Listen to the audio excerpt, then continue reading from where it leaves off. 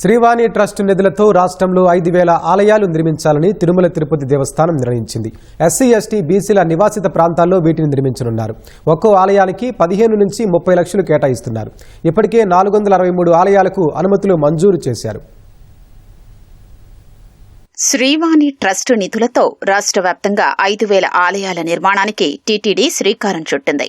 గ్రామాలు, పట్టణాల పరిధిలో ఎస్సీ, ఎస్టీ, బీసీలు ఎక్కువగా నివసించే ప్రాంతాల్లో నిర్మాణానికి ప్రాధాన్యమిస్తోంది. గ్రామాల్లో భక్తి సంస్కృతిని పెంపొందించడం, భజనలు నిర్వహించేందుకు కూడా వీలు కల్పించేలా ఈ ఆలయాలు నిర్మిస్తున్నారు. ఇప్పటి వరకు 1176 అర్జీలు రాగా 463 ఆలయాలు నిర్మించేందుకు పరిపాలనా అనుమతులు ఇచ్చారు. మిగిలినవి పరిశీలనలో ఉన్నాయి. సంక్రాంతి తర్వాత నుంచి ఈ ఆలయాల నిర్మాణ పనులు మొదలు పెట్టేందుకు అధికారులు సిద్దమవుతున్నారు. అప్పటికి పెండింగ్లో ఉన్న దరఖాస్తుల్ని కూడా పరిపాలనా అనుమతులు ఇవ్వనున్నారు.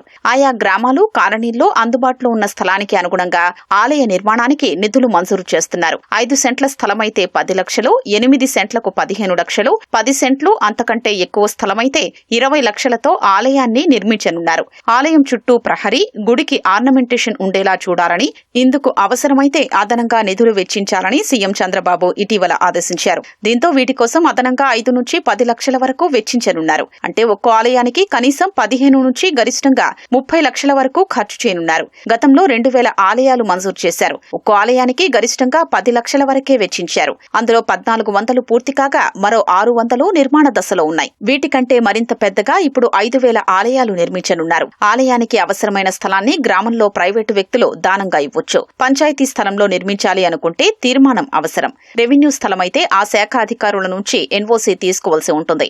ఆలయం నిర్మించుకునేందుకు కాలనీ, గ్రామంలోని కమిటీ ఏర్పడి ముందుకొస్తే వారికే నిర్మాణ బాధ్యత అప్పగించనున్నారు. షిరిడి సాయిబాబా మినహా మరే ఇతర స్వామి, అమ్మవార్ల ఆలయాలైనా మంజూరు చేస్తున్నారు.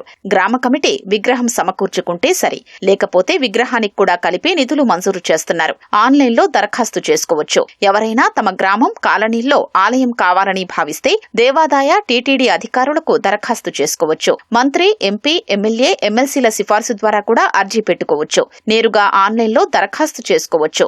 నియోజకవర్గానికి సగటున 25 ఆలయాలు నిర్మించాలని లక్ష్యంగా పెట్టుకున్నారు. ఏజెన్సీ ప్రాంతాల్లో ఈ పరిమితి లేకుండా ఇంకా ఎక్కువ ఆలయాలు మంజూరు చేయనున్నారు.